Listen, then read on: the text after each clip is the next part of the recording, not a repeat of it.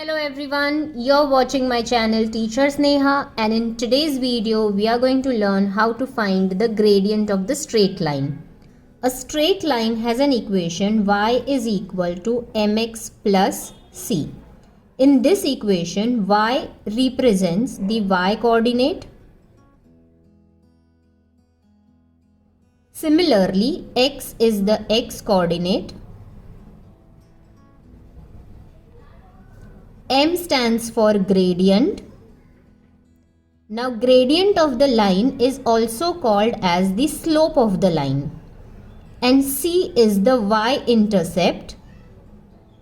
Y-intercept means where line touches y-axis or where line intersects y-axis. To work out the value of the gradient, there are two methods. So gradient can be worked out graphically, and gradient can also be worked out mathematically.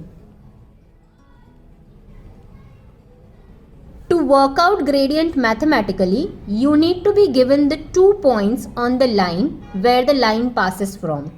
So if the 2 points from which the line is passing is given, then you can work out the gradient mathematically, or else you have to see the graph of the equation, and from the graph also you can determine the gradient.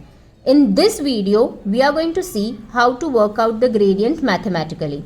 So I am going to be writing an example question here, and then we will be solving that question to find the gradient of the straight line mathematically.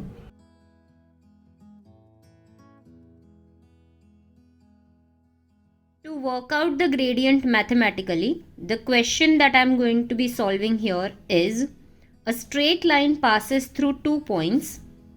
First point is M, 6, 3, and the another point is N. The coordinates of point N are 4, 6. A straight line is passing through these 2 points. So what will be the gradient of this straight line? To work that out, the formula that we are going to use for gradient is M is equal to y2 minus y1 upon x2 minus x1. Now how will we obtain the values of y2, y1, x2 and x1? These given points M coordinates 6, 3 and N coordinates 4, 6. We'll assume these two coordinates as x1 and y1. So over here 6 is x1 and 3 is y1, and in the other point 4 is x2 and 6 is y2.